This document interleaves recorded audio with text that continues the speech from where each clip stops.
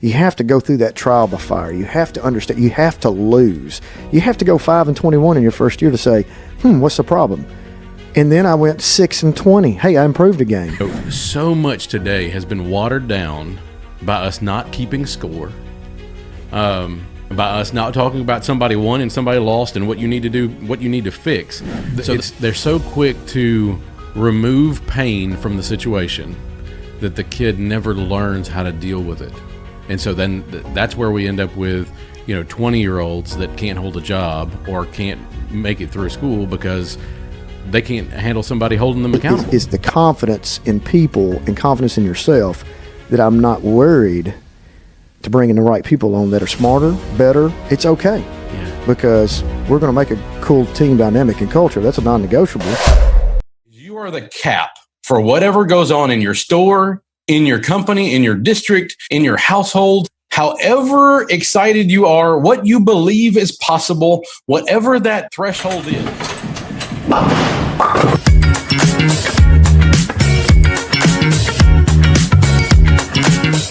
I think you got an opportunity to maybe get it this year too. We do. So last year, and this, I think if people are still listening and watching this and say, okay, talk more about the EIC. Yeah. Here it is. So you've got an opportunity to take a hypothetical problem and solve it, right, with the idea of your own. Young man, Anthony Beckett, sitting in Brentwood High School, sitting in a math class. Brentwood's average ACT score is 27. Mm-hmm. Very high achieving school, as we all know. Sitting in a math class, teacher's doing everything on the whiteboard. He can't keep up. They're erasing. He's like, hey, man, can I keep up? He's erasing the board. And he's sitting there in the back of the class thinking, now he's a coder by nature.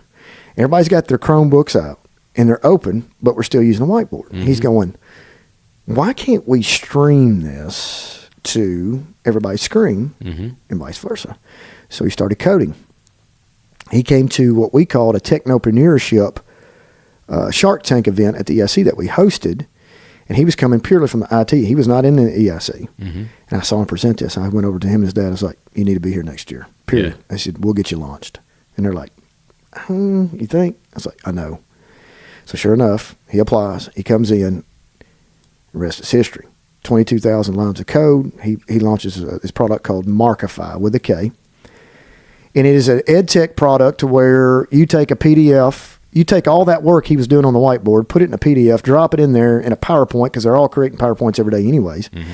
He takes your PowerPoint and it makes you become an interactive whiteboard, regardless of the device you have. Yeah. And the better part about it, the student engagement goes up. Why? How? This is him. I'm selling this product for him because I've heard it so many. I've been his second dad. Yeah. Is that it's collaboration without the chaos. So I put a 5 math problems up on the board in his program, sends everybody a 6-digit code. Now everybody's in the program.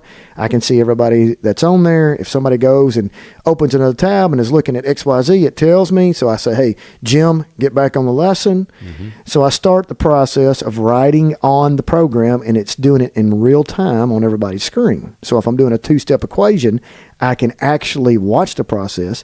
And then vice versa, I can say, Jim, do number 5 for me, reverse it, give you the ability to do it at your desk, and everybody gets to see it. And then you save it, drop it in a file, and next thing you know, you've got it as a PDF saved. Well, the other just ancillary benefit that I see there is then you don't even have, you've overcome the vision problems too. Like think about the kids that need to be in the front of the class or trying to look, or there's something in the classroom that's blocking the way.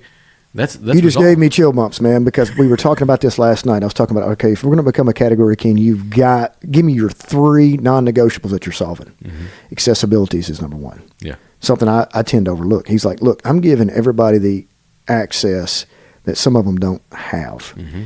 Whether it's a vision problem, hearing problem, all of that, you're being able to see closely at your own, and you're not embarrassing anybody by doing it. Here's the part of the story I love.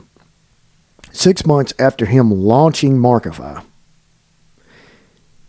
he hosts a professional development for all the teachers at Brentwood High School, including the one that he created the product for, who probably is sitting here, even if he had the groundness of watching this and wanted to be professional learning and try to grow, which he probably will not, didn't even know that he created the product because of his problem in his class. Mm-hmm.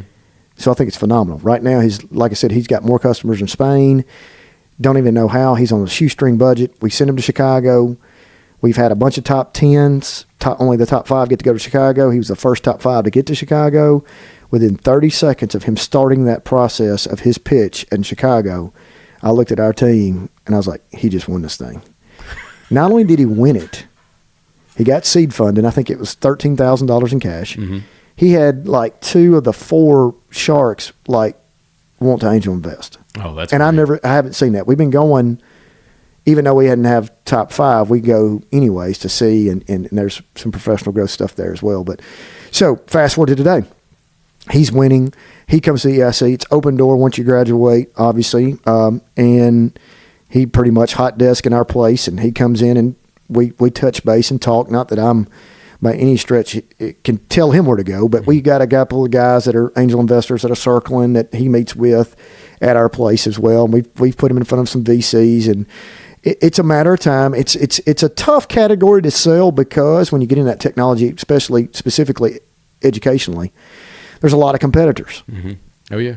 And now here is an 18-year-old kid that turned 18 before he won, so he was 17 during this process, that he's getting these $1 million, multi-million-dollar established programs that have social media influencers that all of a sudden are starting to feel empathetic and sympathetic towards this kid and start doing stuff that are getting calls to $1 million. Said, if you do another one of those, we're going to cut you off. And I thought, you've won the game, dude. They're looking at you right now. Mm-hmm. I really think that he could be absorbed by any of these companies. He's got a magic number in his head. He's a coder by heart, by nature, and what he built that on, the platform, I think is his $1 billion idea. Yeah. Not this one. This is just going to help him get out there. So you mentioned, I apologize. You're going to tell me shut up. No, it's good. So this year, we have a young lady. Interesting story. Her dad, I love the story of her dad. Her dad, they came from Hollywood. Okay. Moved. We've got tons of Californians that move to Williamson County. Mm-hmm. I think they're trying to get out of politics, is what they all say. I mean, honestly, that's the thing about it. It's strange, but sure. They're trying to get out of that. And they come to us. He had the largest direct-to-consumer, as seen on TV, production company. Okay. So if you remember the old infomercials back at 2 a.m., you're scrolling and like, if you buy one now, we'll give you the you know, you got your time right. When it went from that to looking like the crock pot was on Oprah and everybody's in this audience and clapping, and that's his business. Okay. And he was super, super successful. Sony Walkman is on his portfolio. I mean, it's just like remarkable what he's done. Mm-hmm. So she's got a perfect opportunity. And when I say her ship is gassed up, ready to launch, sitting on the pad, it's got the cold smoke coming off of it, ready to go. Elon's ready to push the button. She is ready. But she's got an unbelievable project, and she's independent, and she came up with her own idea, and I love this. So she was at a specific entrepreneurial program at either Berkeley or Stanford. I'm going to get this wrong. Over the summer, she got selected, got in, and just tells you what level she's on. And one of the problems they threw at them to hypothetically, I think, just to kind of solve was there is a drink spiking issue with the age demographic from, college age and beyond, specific towards, it's not just on females, but specific to females. Sure.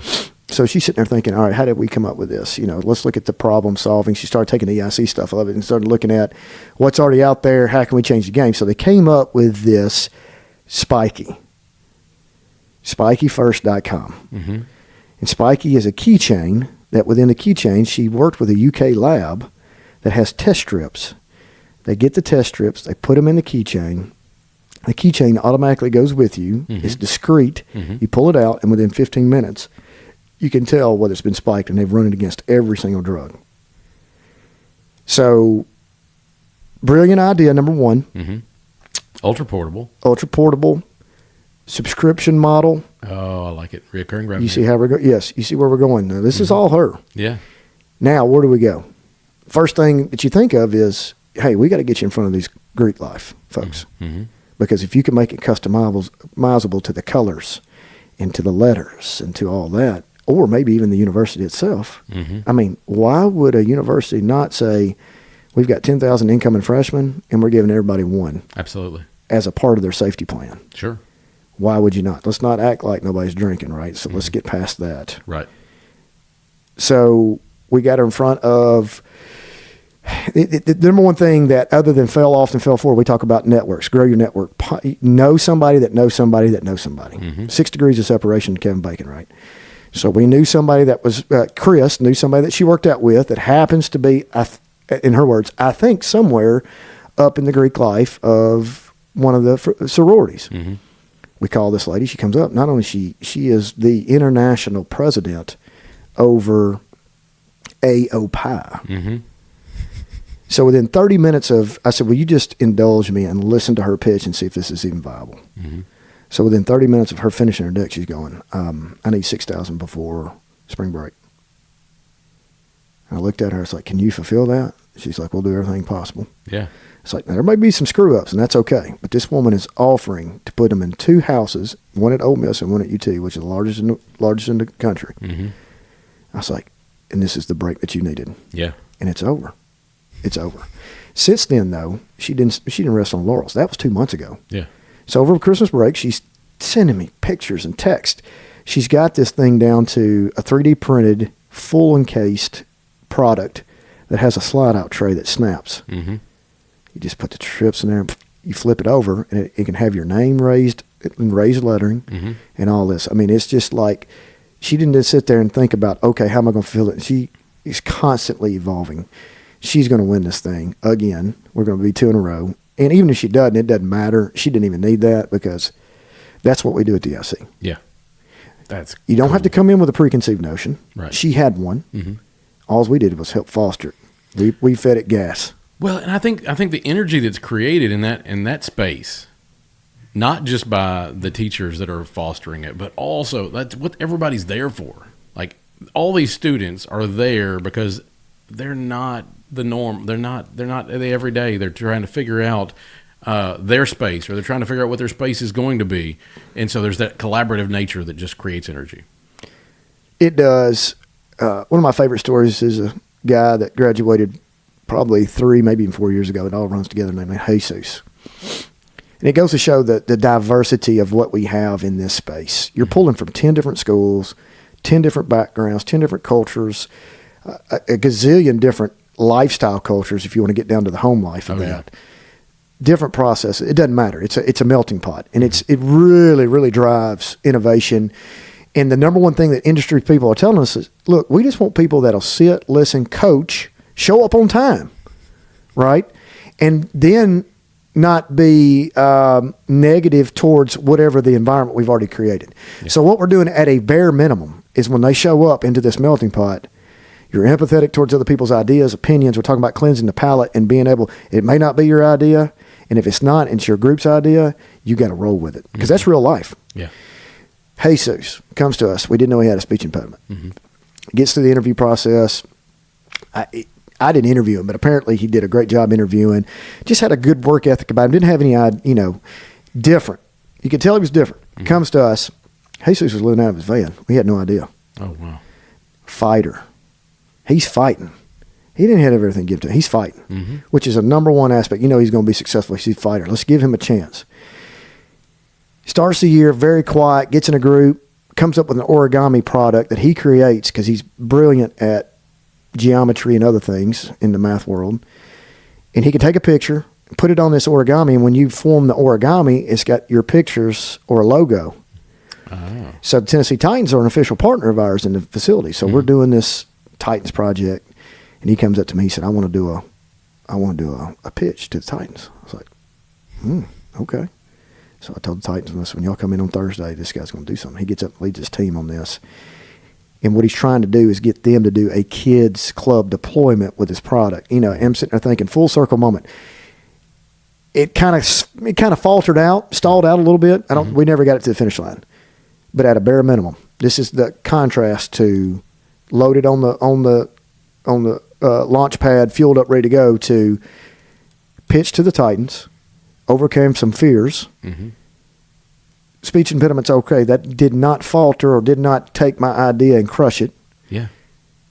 You just think about that in a bare minimum, and that's not even part of the curriculum. It's not even like we're striving to do that. Right. That is a byproduct of what we do every single day. Absolutely. Well, and it's that, yeah, maybe that didn't get across the finish line, but it gives him the confidence that he can lean into the next time in order for his pitch and hopefully and probably in life, a better product. Period. Oh, yeah. He's standing in front of an employer. Now he can go up there with confidence and is like, hey, you know what? It may sound different because of my impediment, but it doesn't shadow the fact that I can be a great employee and work. And that's what I love about what we do. Not everything's going to go. Not everything's going to be sent to the moon. Yeah.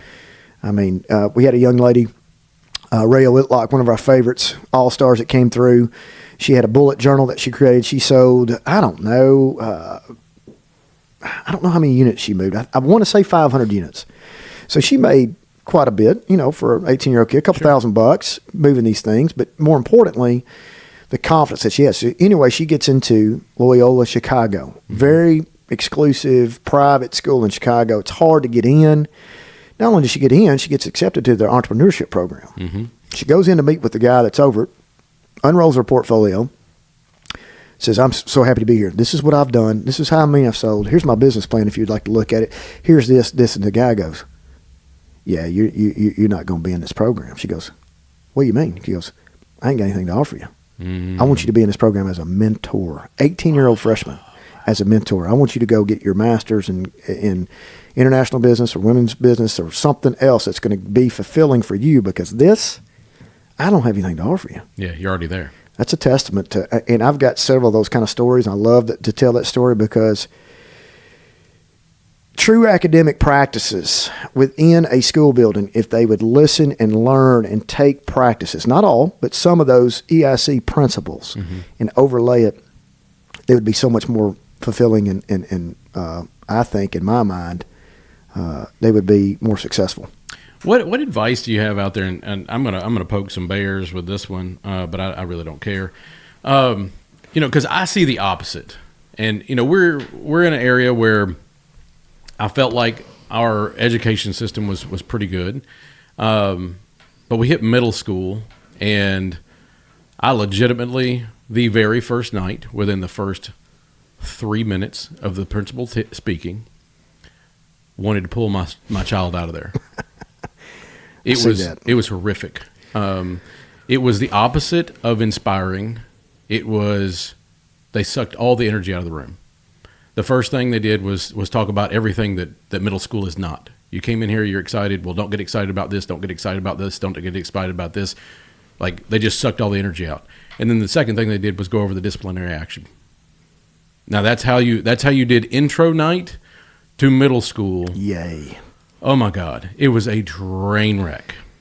And then they are training, and no offense to anybody that wants a factory job, but literally, as fifth graders in a middle school, you are required to walk the right side of the hallway in single file. If you're in the middle, you go to detention. If your hands are not visible at all times, you go to detention. Meaning, if your hands are in your pockets, you're headed to detention. Are we in penitentiary? What are we doing? Exactly. So, what do you advise to, let's just say, educators out there? Right. How does a single educator, or how does somebody that's in admin at a middle school or a high school, how do they foster some of the EIC mentality? I love this question. And one of the favorite things I get to do is the opportunity to go talk to people like that. Mm-hmm. So I go back. Let me give you just a little bit of context before I answer that. When I was 31 years old and I became principal, mm-hmm. Hickman County Middle School. Yep. I've been, and in my career, fortunately, I've been on all three levels as administrator. Elementary 1 year, couldn't get out of there fast enough. Not me. Most of my time's been on the high school level, mm-hmm. high school basketball coach, and then became an administrator. Middle school is a sweet spot for me. And I'm glad you mentioned that, because the kids are still fearful enough that you can run a good disciplinary program and disguise it and they don't know. Sure. With appropriate rewards. Secondly, they're still eager to learn, mm-hmm. and to participate. So why crush dreams there, yeah. right? Do you know what the difference between a one-room schoolhouse from 1920 to now is? The buildings have gotten bigger. Nothing has changed in traditional public school. Yeah. My father, who is a mentor and a hero of mine, has been a lifelong educator, Actually was in one of those unit schools at one time as a principal, as a young principal, became superintendent of schools, and under Ned Ray McWhorter was commissioner of education. So here's a country redneck from Linden, Tennessee, that has climbed educational ladder as far as you can go. Sure. There's not but one job that he did not have, and that would be at the federal level, which he'd laugh at you and say that's a joke anyways. But he always told me that if we're not careful, he's been saying this for years, that public education is going to die because it will not evolve, ever. The people that shouldn't be in charge get in charge. Mm-hmm. The people that should be rewarded burn out. The people that should be fired if you're in any other business for performance, couldn't make it, but those government checks keep coming, right? So how do you take all that? You can't change that. Mm-hmm. So how do you take all that and you make them believe? I had a lot of luck in my career early on. Philosophy has not changed, but I had luck. It could have easily gone the other way and we'd have failed miserably, and everybody like, I told you so, your philosophy doesn't work. Mm-hmm. Hickman County Middle School was 82% free and reduced lunch. I want you to hear me again. 82% of those kids were in poverty. Yeah, and that doesn't surprise me. I think that's... Middle Tennessee, poor, 98% white. Mm-hmm. We had kids living in pallet houses. Yeah. This is no lie, with tarps draped over the top of it. Mm-hmm. We had a rule, no cell phones. Now, this is 15 years ago. Sure. The most powerful tool ever created, don't bring it. So we did a little bit of research. 91%, 82% free and reduced, 91% had phones. Now, that goes to show you that's another microcosm of our society and culture, that plays precedent, that we've got to have that over other, right? Mm. So we thought, what are we going to do to foster that? We had people that were still using chalkboards. Mm-hmm. They refused to even answer emails. Are you kidding me? They got a dust cover over the email. Right. So the number one thing that they wanted to do, so I'm getting to your answer, I promise. Yeah. Just trust me. I'm going back to your discipline. Instead of talking about what you're going to do and what's going to happen if things go wrong, let's talk about things that you're going to get to do if you do things right. That's right. So we changed the culture. The culture, when I came in, the year before me, there was 1,400 referrals for 3 grades for 420 kids. I was like, something's off. Mm-hmm. This is 6th, 7th, and 8th graders. What? How come there's 1,400? So I started looking through them. Didn't bring a pencil to class. Didn't do this. Didn't do that. Walking down the center of the hall. I'm like, that has zero bearing on the educational impact of what we're doing. But by sending them into disciplinary positions such as ISS, mm-hmm. detention, it has a negative effect. And you're taking them out of the classroom with the only person that can teach them, because guess what? They're going home to uneducated people. Mm-hmm. So number one, why are we sending 4 hours of homework to people that's going to get it wrong? So they're going to do 4 hours of homework wrong, number one. Yep. So we started talking about homework practices. We started talking about discipline practices. It's like, all right, let's get to the bone. We've got 27 rules here. Mm-hmm. That's bull. We're gonna pare it down to 3. I said, I'm going to let y'all select. This isn't a faculty meeting. This is my first faculty meeting, 31 years old. I love it. What do you want to change? Discipline, consistent discipline. Great. Well, I'm going to make you pick the 3 rules. We're taking 27 out. You're going to pick 3. When you send them to me, it's out of your jurisdiction. Mm-hmm. So if I send them back, you can't get mad. Yeah. But I want to know, when you send them to me, what infrastructure have we got in place that you have tried to prevent this from happening repeatedly? That's right. I said, not bringing your pencil, not bringing your book, walking down the center of a hall, that's you problem. That is a cultural problem. Change your culture, change the rules. So we came up with what we called the 3-bone system, because we were bulldogs. And I said, okay, if we change discipline, we're going to have a positive effect on what? Academics. So at this time, I'm doing my doctoral thesis. Mm-hmm. So I thought, we're going to implement a positive behavior program, and we're going to look at, when I got handed the keys to the building, the superintendent said, well, he introduced me to the whole group, no lie. We had a lot of applicants, had a lot of good ones. Here's Jeremy. I'm like, well, I'm glad I'm the only one that finished the race. Thanks. Wow. Then I had the State Department had a person in there, mm-hmm. in the building every single day, because they had been on the list, the naughty TCAP list, for so many years. Mm-hmm. Like, if I didn't get things turned around, they were going to have a takeover. This is no lie. I believe that. So the superintendent said, Well, here's the best of what's left. Hey, as long as I don't get no phone calls, you keep between the ditches, we're good. State Department's on my back. 31 years old. I am the second youngest in the building. There was 11 teachers on that staff that had me as a kid. Now you think about this. In an 81%, 82% free and reduced lunch population, how are we going to fix this? Make them believe that this is the best 8 hours of their life. Yeah. So a lot of these things have to do with dress policy. I know dress policy is ridiculous. Cell phone policy is ridiculous. That's a culture issue that some old 30-year-old plus veteran teacher can't stand because their class is so boring. So they look for reasons to get rid of kids. Girl gets sent to the office. She's got these pants flayed wide open. We had a rule. It's a board policy. No holes between the knees and shoulders. Right? Okay. Whatever. So she marches her up there. What are you going to do about this? Teachers are saying this in front of the kid. I put my arm around the kid. I said, come on. She's crying. Hey, what's up? Yeah. Well, my house burnt down, and I'm living out of the back of a truck, and that's all I got. I said, what do you need from us? You need some clothes? You need some food? She's like, well, I was like, don't be embarrassed. It's all good. So we went to the store and got some stuff. Came back. I called a impromptu faculty meeting. I said, I need everybody standing up in the lobby. I'll see you at 2:45. I got in there, and I just lost it. It's like I was coaching again, right? I just said, don't you ever embarrass a kid without finding out what's going on. I said, I sent that kid back. You came back down the hallway. You said a few choice words to me, and you were mad. I said, do you remember what we said in the first day? When you sent them to me, it's out of your jurisdiction.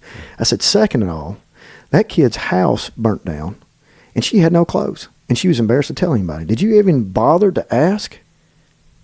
Now we pulled her out of your class. She lost instruction time because you didn't. You think you saw one thing and thought of another. Yeah. Of course, everybody's crying. I mean, it's one of those moments. It's one of those aha moments in my career that changed me. I was like, we won this battle. It's over. Because I just showed in front of her, because she embarrassed that kid, and I embarrassed her in front of everybody, faculty-wise. I said, do not ever, and that goes for everybody standing here, send another kid up here without knowing personally what's going on. So number one that you've got to change is relationships. You've got to know what those kids are doing to make them tick. They have to think that you love them, or they have to know that you love them if you want to change anything. So that way, when I hammer you and say, Jim, I need you to sit down in this class and be quiet, Jim knows that I love him, and he'll do it. That's right. So that's number one, relationships. Number two, infrastructure. A good, positive behavior style program where everybody buys in, the culture's right, do away with minimalistic stuff. All the minimal, don't major in the minors. That's right. Okay. They're kids. They're stupid. We are all there. Right. And then three, on the academic piece, this is my philosophy. Not everybody subscribes to it, is a mastery style of academics.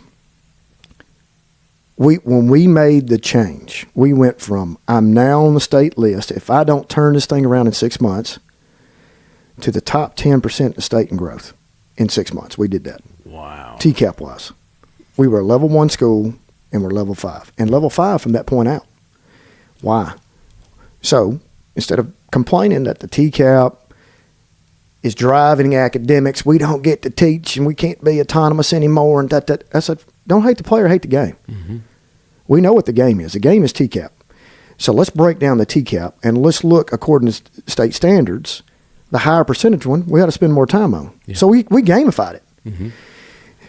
But the question is, what do you do when they don't know it, and what do you do when they do know it? Because that's where we fail the most. Because the high achieving people, we stick over in the corner, and the people that ain't good at it, they ain't worth our time, so let's hit the middle 80%. So we broke it down to smaller chunks of learning with kick-out opportunities when they know it and when they don't know it. And it just changed the game. It changed the game. So homework went from hours to max of 5 problems. Yeah. And with kick-outs according to that homework. Sure.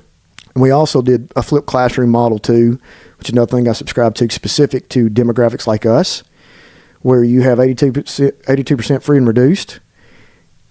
Use the classroom time as your study hall. Put your lessons on YouTube. I like it. So the homework is going, watch this 5-minute video. We're going to introduce a new concept tomorrow in class. We're going to do it together, because I know if I send it home with you, you're not going to know how to do it, and you probably don't have a good opportunity to have anybody around you to know how to do it. Sure. So with all of that, it could have easily gone the other way. Those 3 right there are non-negotiables for me. I have a few other ones in there that I did with our staff. They hated it, but they ended up seeing the deal, because when I was doing my thesis, we started looking at discipline and hotspots of discipline. There are particular places in the building that are hotspots, bathrooms, etc. Right. Another thing that we started looking at is days of the week. What day of the week, honestly, do you think is the hottest time for disciplinary actions? Friday. Why? Everybody's ready to get out of there. Okay. What does the appearance of the teachers on Friday have? What is the appearance of the teachers? Now, I have softened my view a little bit on this since because of the EIC and the way people dress now. Usually Fridays are a dress down day. Okay, a more relaxed. And when teachers have a dress down day, the referrals go up because the respect and the look is not there. So that was one of my first non-negotiables with us. Forget jeans. We're going to look the part all the time. Yep. And they're not going to know any different. They're going to respect you for that. Now, I did give an occasional every now and then. And I have since, I don't know about jeans, the jeans part, but I've backed off a little bit to that professional decorum that I see with our mentors. Those people that are successful. Learn from them, right? So if I went in, I'd be like, okay, here's a good standardized what we should look like when we're doing this. And blue jeans never plays a part in that unless it's a specific pair that looks the part with a sport coat. That's different. Yeah. Right. And most people out there listening to this probably have already cut it off by now. They're like, that guy's crazy. But I'm just telling you right now, I studied it. I did my thesis over it, and my doctorate is all around that. And there is a correlation between days of the week, hot spots, the way you dress, all of those things. And so we try to mitigate all of those things. So discipline, relationships, not only with the admin and teachers, but teachers to students. Let the students be in control of their learning. Yeah. And then having some good infrastructure around it, man. I'm telling you, it can take the biggest naysayers and turn them around. We used to have these plastic lemons. I used to have all these things. Don't hate the player, hate the game. Ships. I've already said a couple, right? Yeah. So one of my what I called wingman, who took care of, we had one in each grade band that pretty much was going to be the disciple of the information. She gave me a box of artificial lemons that sit on, like, for looks on your table, and put all my sayings on them. So anytime I was down, they held me accountable. They'd pitch me an imaginary lemon, because we said, if you get thrown lemon, you want to make lemonade. That's right. So if I was coming down the hallway and I was kind of down and I could not high energy, she'd look at me and she'd go and throw that imaginary. So we held each other accountable. So I threw a lot in there. I think it could be pared down to those three particular pieces, though, really, really simply. Yeah, I love that. And that, we get to choose, right? I can remember, without going too far down this rabbit hole, I can remember, I used to teach my team, everybody in the company, all 500 of them, every single month in person. Now, I don't know too many people that ran a company that they took the first 3 weeks of every single month, and it was so important to get in front of people so they heard it directly from me. What are we doing? How are we doing it? What's their part in it? What happens when we win? And one morning, I dropped my son off. He's 18 months old. I drop him off at Grace Baptist, their daycare, pre-K whatever, child program. And I'm like 7 minutes from work. Well, in that 7 minutes, this woman almost ends my life. Like, she cuts me off to the point where I almost was unable to prevent what was probably a life-ending event. I almost wrecked. And in that moment, in my head, I visualized, I pulled over to the side of the road, pulled out a bazooka, shot her car, walked up, and laughed as she spent her final moments because she was willing to take mine. And I'm like, I've got to teach my team in 10 minutes. How do I go from this toxic mentality that I'm in? I'm like, if I go in there and I got 20 people, and for the next 2 hours I spew evil into their world, what does that do to them? What does that do to their family? What does that do to our sales? Like, all the things. So I get my mind right, and we do class or training. And I get finished and I tell them about this. I'm like, you know what? This is the mentality I came in here with. And they were like, we would have never known. Like, how did you do that? Because this was the best training we've had in 2 years. But you have that ability. You have that ability to get yourself under control and be the person you're supposed to be. And I would encourage every educator, every parent. I mean, you all have, every single one of us has the ability to be who we need to be. And if we allow ourselves to get caught up in the situation, and nobody's perfect, but you have to be intentional about what you project on other people, especially children, especially your kids. And if you're a teacher, that's got to be at the forefront of what you do every single day. I've got one quick story on that, and that's so astute and brilliant. I mean, it really is. It can be boiled down to that, period. I had one of those moments. It's probably a stupid idea. I think about it and I think, how stupid was I to even shoot from the hip and not think this through? We had a particular situation where you were talking about the toxicity, and I had a particular teacher that just would not change, regardless. But I had to make them see the light somehow. Mm-hmm. So I was thinking, what if I did this? So I went to this cafeteria and I took some butcher paper. I put it on every table. I put every teacher's name on that paper, spread them out. So I went class by class. Like, hey, let me have your kids. Go get a Coke, take a break. I got them. I went down there and I got all the kids in the room. This is year 3, so we're a well-oiled machine. Things are going well. I said, I want you to go put your name under the teacher that you think loves you the most, that you would close the door, spill the guts, and lay down the road for. Mm-hmm. So here they go. And I'm thinking, all right, I know that Miss Smith's going to get a bunch, and I know that Miss Carter's going to get a bunch. I'm very interested in this particular person. Mm-hmm. 2 things happened. One that I did not ever foresee. One is, obviously, their list is going to be shorter than everybody else. Yeah. So once I finished that exercise, teachers had no idea what I was doing. Mm-hmm. So I brought them in. I said, I want you to go find your name. Everybody stood by their name. I said, here's the way I portrayed this. People started bawling, crying. Mm-hmm. Bawling, crying. This particular teacher's sitting there looking around going, and I'm like, that's right. Keep looking, buddy, because everybody else has got 20 names and you've got 2. Mm-hmm.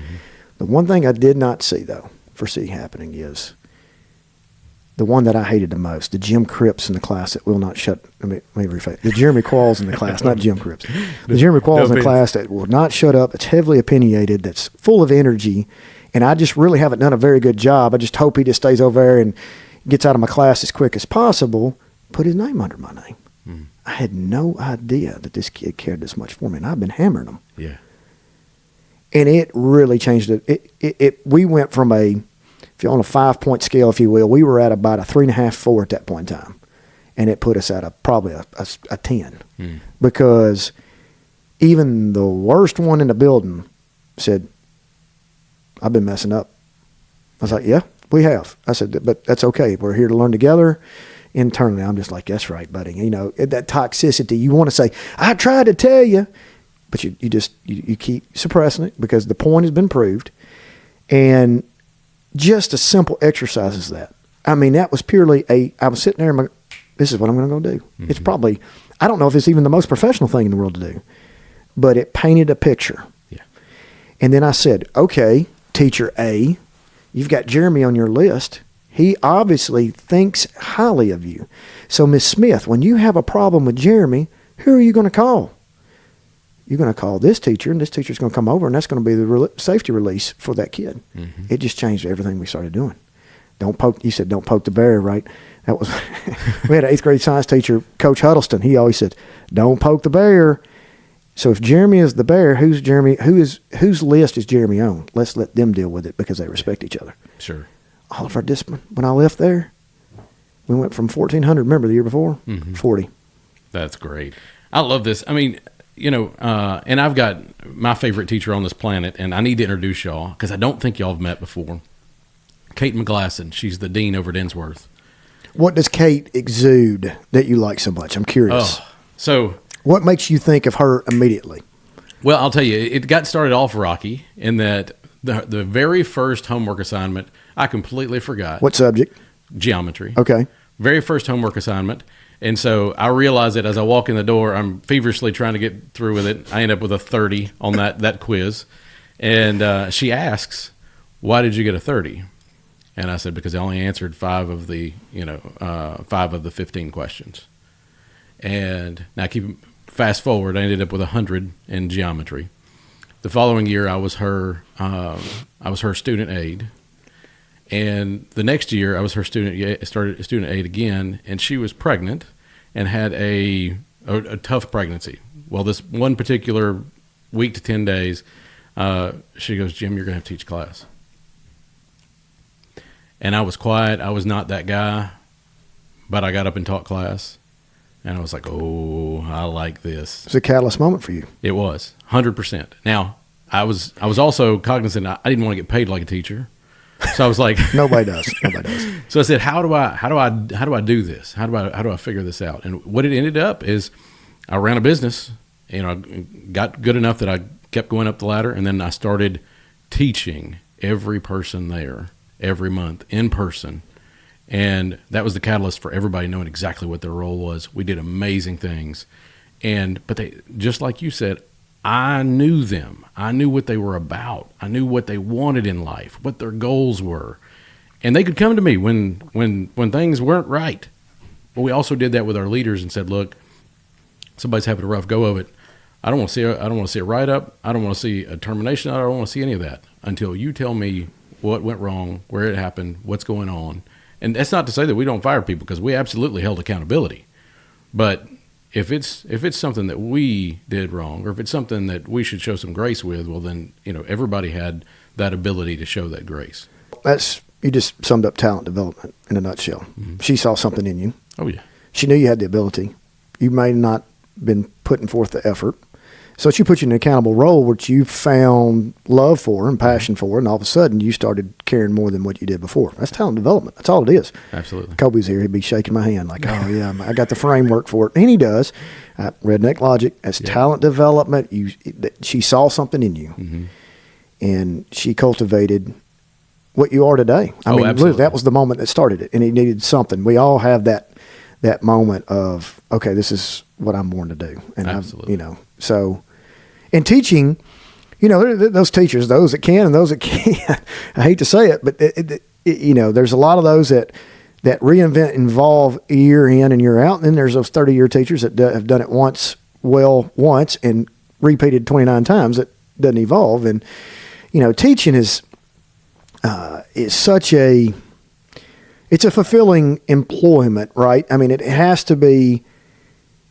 You're not getting rich. Right. So why be negative? It's not like they're leaving the best ones at home. They're sending you all they have. So for 8 hours a day, you got a chance to make a difference. Yeah. Yeah, it's not going to go your way every day. Yeah, it's going to be exhausting. But to hear the Jim Cripps story about Kate and how she changed a guy's life, that's what we do. That's fulfilling. Absolutely. That's what the coaches, right? You always want to get invited to your players' weddings. You always want to get the announcements when they have kids. You want to get all that kind of stuff and checking in. That's the way you know that you made a difference. It has zero to do with winning losses. Everybody thinks it does. The wins or the state championship could be a catalyst moment for you to change them, but that's few and far between. Mm-hmm. It literally comes down to, how did you treat me? And here's Kobe on my shoulder. Am I valued, right? Mm-hmm. Am I loved? And is my opinion valued? Sure. So that's all. I mean, it's literally the story you just told. Yeah. Well, Jeremy, there's so much I want to get into, and we are pushing the envelope on time, so we're going to have you come back. I just told people still hanging in there with us right now, right? Well, if they're smart, they are, because this is just nugget after nugget. Whether you're a parent, whether you're an educator, whether you're running a business.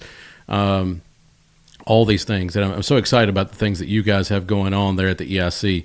And next time I want to dive into really what makes you tick and the family part of it, because I know you're a strong family man, love your wife and kids, and dive into the health side of things, because that's a whole section that we're not even getting into today. But I do want to ask this one question before we go. Have you put any thought into how you want to be remembered? I do that every day. It doesn't necessarily, it's not what drives me. Mm-hmm. My philosophy on this has changed as you get older. Mm-hmm. Professionally, I definitely want to have this legacy and leave, but it's not near as important as what my 3 kids do. You know, I'm in that point of life right now where I've got separation anxiety from a 16-year-old. He used to be on my hip. I love him so much. And how do you exude that? How do you teach them? How do you discipline them?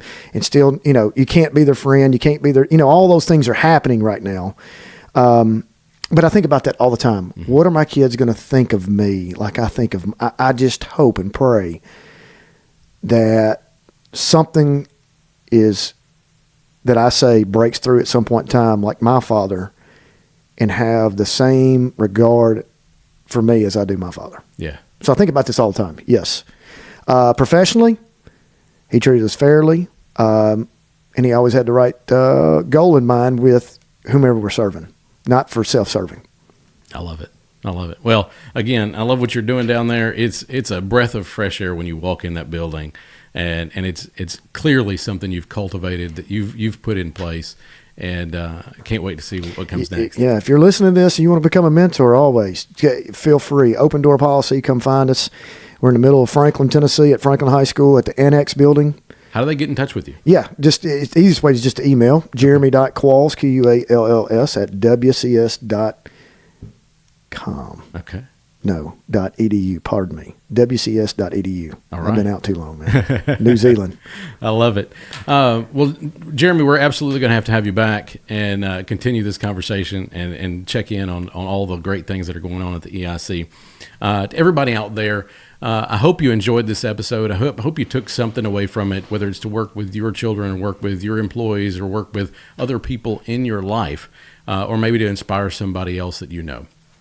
I do want to dedicate this one to one of the educators that made a big change in my life, my 3rd grade teacher, Miss Frances Hall.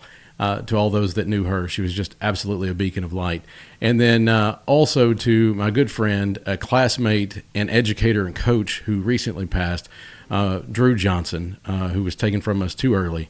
Just know that you made an impact on people's worlds, and it will not be forgotten. Until next time, I'm Jim Cripps with the Charge Forward Podcast. Again, thanks again to our sponsors, Hit Lab Studios here in Nashville, Tennessee, Charge Forward Solutions, and Sense Custom Development. Take care. Team, is Jim Cripps here with the Charge Forward Podcast. I just want to tell you I love you. I appreciate you listening. I appreciate you for subscribing and sharing the Charge Forward Podcast with people you know and you love, because that's what we're here for. We are here to share the amazing stories, the things that people have been through, the ways that they were able to improve their life, so that you can take little nuggets from theirs and help improve your story and be better tomorrow than you were today. I hope that this is the tool you needed at the right time, and that you find value in the amazing guests that we bring each and every week. Thanks so much, and don't forget, new episodes drop every Thursday.